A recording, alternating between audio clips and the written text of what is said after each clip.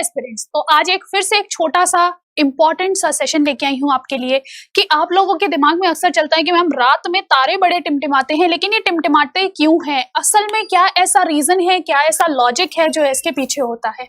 आप याद कर लेते हो कि एटमॉस्फेरिक रिफ्रैक्शन के कारण ये सब चीजें हो रही हैं, लेकिन ये एटमॉस्फेरिक रिफ्रैक्शन हो क्यों रहा है? जो ये वायुमंडलीय अपवर्तन है ये कैसे हुआ? चलो आज इसके बारे में जानते हैं। तो सबसे पहले दिख रहा होगा ये है हमारी प्यारी पृथ्वी, और इस प्यारी पृथ्वी के आसपास आपको मिलता है वातावरण।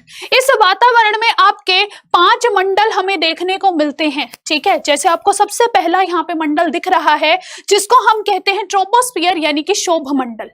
फिर उसके बाद आता है आपका दूसरा मंडल जिसमें आपकी ओजोन लेयर पाई जाती है जिसको हम कहते हैं स्ट्रेटोस्फियर यानी कि समताप मंडल। फिर उसके बाद आपको दिखेगा आपका तीसरा मंडल जिसको हम कहते हैं मीजोस्फियर यानी कि मध्य मंडल, और मध्य मंडल के बाद आ जाता है आपका चौथा मंडल यानी कि आयन मंडल। इस आयन मंडल के बाद जितना भी आपको एरिया दिखाई देगा वो सारा हो जाता है आपका एक्सोस्फियर यानी कि बाह्य मंडल। अब इसी बाह्य मंडल में पूरे में अब यूनिवर्स है ये पूरा। इस यूनिवर्स में कहीं कोई एक तारा मौजूद है और इस तारे से निकल रही हैं कुछ प्रकाश की किरणें। ये जो प्रकाश की किरण है ये वैक्यूम में से भी ट्रैवल कर सकती है, ठीक है। तो ये जो आपकी इलेक्ट्रोमैग्नेटिक वेव है, विद्युत चुंबकीय तरंग है, यह आएगी, प्रकाश से निकलेगी और पहुंचेगी आपके आयन मंडल की तरफ। आयन मंडल और एक्सोस्फियर इन दोनों का जो अपवर्तनांक है, रिफ्रैक्टिव इंडेक्स है, इन दोनों में भिन्नता है।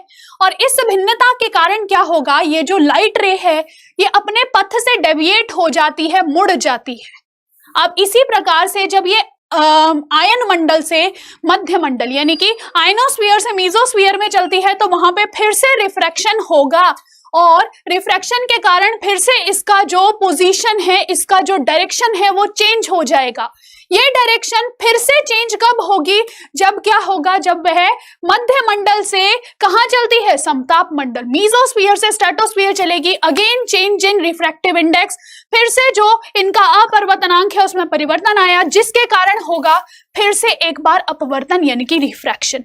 और ये रिफ्रैक्शन होगा, फिर से आपको एक डेविएशन मिलेगा पाथ में। जो लाइट रे है वो अपने पथ से आप देख रहे हो बार बार मुड़ रही है, और अल्टीमेटली जब ये शोभ मंडल में आती है तो शोभ मंडल में यहां आप खड़े हो और आपको दिखता है कि ये लाइट रे आई।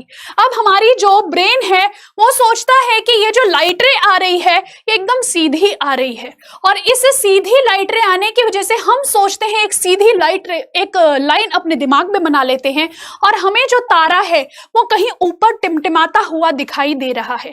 तो यहां से आपने एक बात जानी, एक तो तारा जहां अपनी लोकेशन पे होता है उससे ऊपर टिमटिमाता है, और दूसरी बात हमें यहाँ पे दिखाई देती है कि लगातार ऐसा ही एटमॉस्फेरिक रिफ्रैक्शन आपको बार बार होता हुआ दिखाई देगा, और पृथ्वी हमारी लगातार घूम रही है। इसकी वजह से जो लाइट रे है वो हमें अलग अलग इंपैक्ट पे, अलग अलग इंटेंसिटी से आती हुई दिखाई देती है, और हमें तारे टिमटिमाते हुए दिखाई देते हैं। आई जस्ट होप सो आपको ये बात समझ में आई होगी, और इसको हम क्या कहते हैं, इसको हम कहते हैं एटमॉस्फेरिक रिफ्रैक्शन यानी कि वायुमंडलीय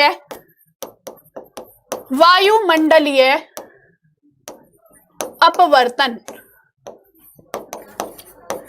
ठीक है। यही एटमॉस्फेरिक रिफ्रैक्शन आपका रीजन होता है तारा ऊपर दिखने का या फिर तारों के टिमटिमाने का। ऐसी ही और अन्य आपको वीडियोस मिलेंगी हमारे इस चैनल पे, तो आप जरूर सब्सक्राइब कीजिएगा एग्जाम्पल चैनल को। This is Purnima Gaur signing off. Take care, bye bye.